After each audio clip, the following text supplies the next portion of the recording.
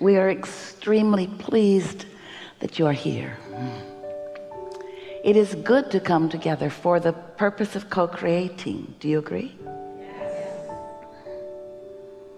Are you knowing what you are wanting? That's a good thing. Being clear about what you want is so helpful. Being clear about what you want helps you to know what you're doing vibrationally. In other words, if you're clear about what you want and for some reason you are observing something that opposes it, or remembering something or believing something that is in contradiction to your desire, if your desire is focused and sharp and clear within you, then your emotional guidance system will let you know the offness of your vibrational mix.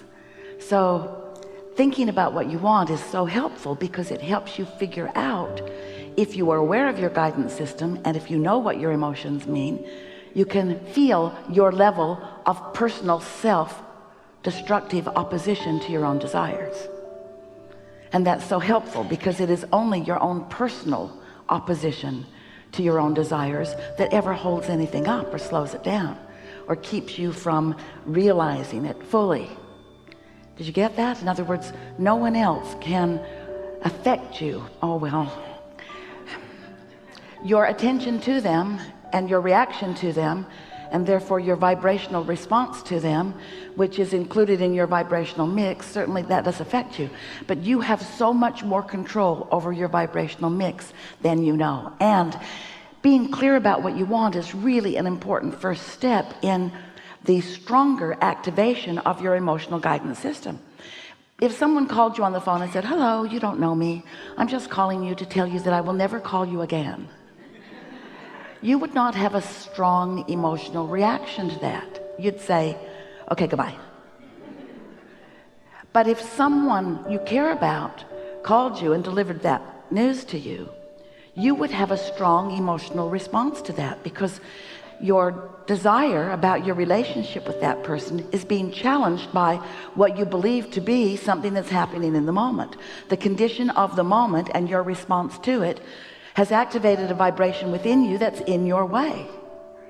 Well, it seems perfectly logical that under those conditions and a lot of conditions that you would feel negative emotion, and you certainly would be justified in proclaiming your justification.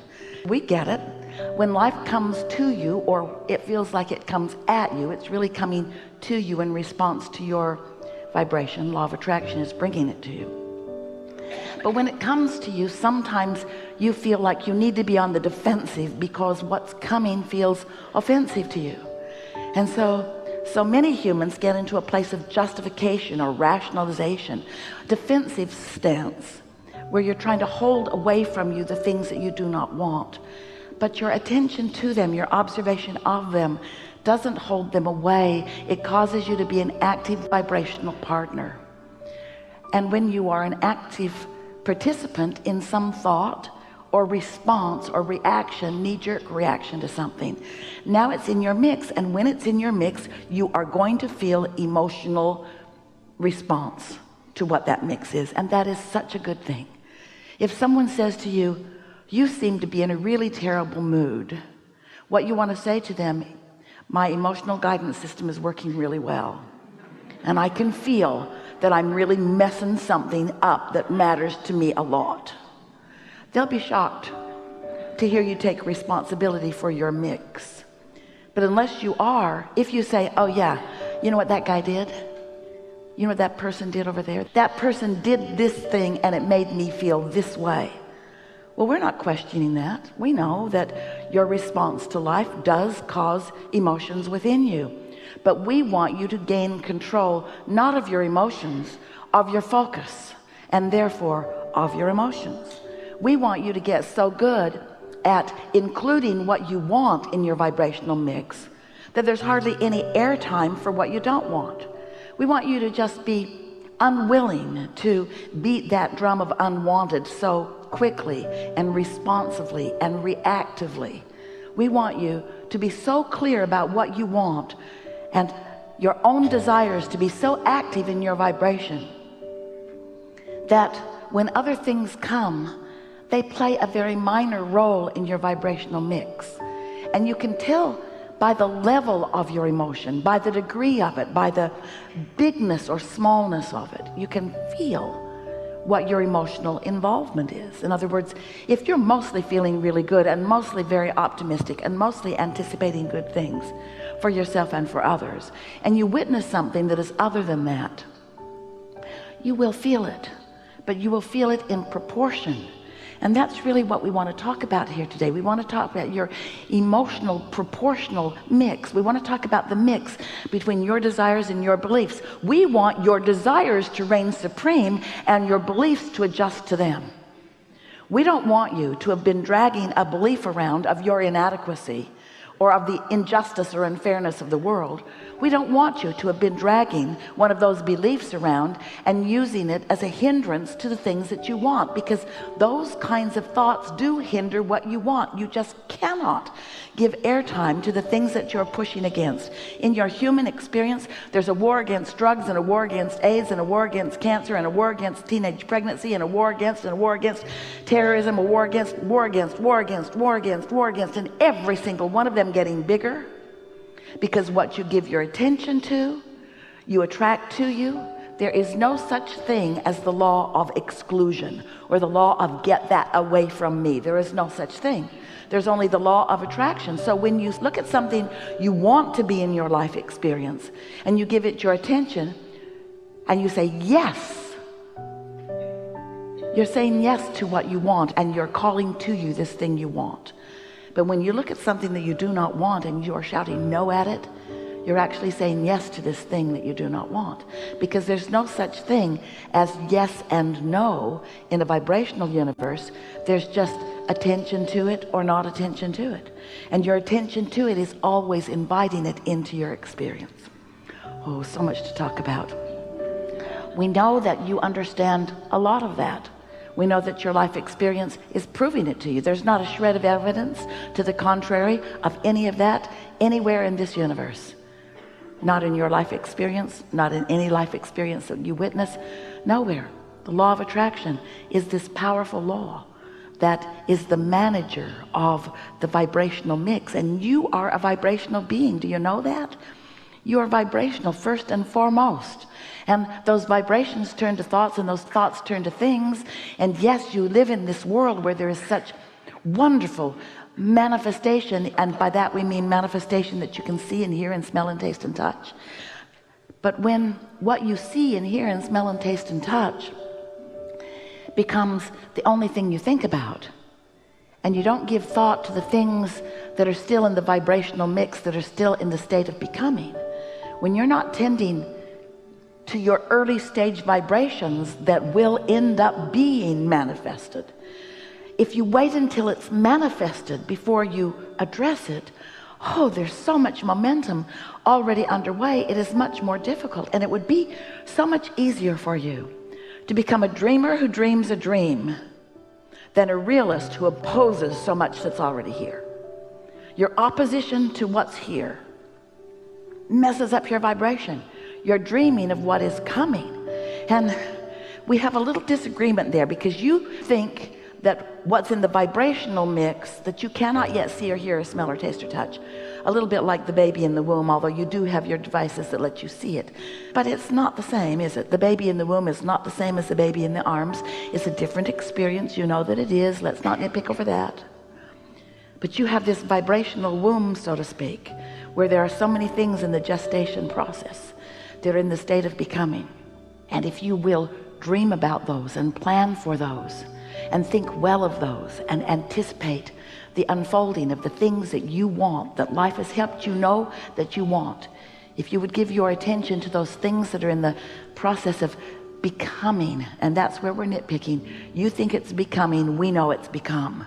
And you say, well, Abraham, you think it's become because you're willing to look into this vibrational reality. You even named it. You wrote 2 books about it. You call it the Vortex. You want us to believe this thing we cannot see or hear or smell or taste or touch. You want us to believe it, and you want to call it present tense. And as a human, you say to us, it's hard to call something that we cannot yet see or hear or smell or taste or touch, and no one else can either, reality. It's hard for us to accept the isness of that, but you've got to. You must accept the isness of what is in motion, and you must allow what's vibrationally underway to evolve and become that which you can then see and react to, if you are to be the magnificent creator that you are born to be. But if you are like so many humans who just want to see it and then catalog it, pigeonhole it, debate it, evaluate what you consider to be the appropriateness or inappropriateness of it, then you are a post-manifestational creator, and that is so hard. You wait for it to show up and then you say, oh, didn't see that coming. And we want you to say, oh, saw that coming. We want you to see it all coming. Better said, we want you to feel it coming. Better said, we want you to feel it into becoming. So, we're going to talk to you about this weird stuff. We're going to talk about vibrations, and we're going to talk about your vibrational indicators, which are your emotions. We're going to talk about feelings and moods and attitudes, because it is only in understanding those things that you have any means to direct your thoughts in a purposeful way. And we know that you were born, we know this for sure about every one of you. You were born to be a deliberate creator, not a creator by default. You're born to offer your vibration deliberately so that you could have the joyful experience of witnessing the becoming of your conscious focus. You did not come to be a creator by default who just waits for things to show up and then has positive or negative reactions to them. So we are here to talk with you about anything you want to talk about. There's a lot of wonderful things about to evolve here as we are together today. We can feel the power of your desire. We can also feel the relationship between your desire and your belief, and it is our intention to help you along with that. Someone asked us recently, Abraham, how do you pick? And more important, why didn't you pick me? And we explained that there's a vibration that you're emanating, and there's a collective vibration that is speaking to what most are asking for and what most are ready for. And there are those among you who are perched on the place of being ready to articulate something that, as we dialogue together, will be meaningful to a whole lot of you. That's our first criteria. How is it for the whole? Next, you have desires as individuals, desires and beliefs. And if you hold a desire and you also hold a belief, and your belief is not a great challenge to your desire, so you're right on the brink of some strong movement, that's our second criteria. Really helpful when you get the movement that you're ready for. Every now and again, there's someone with a powerful desire that is off the charts in terms of desire, who is so far from believing it that we wonder how they stayed alive.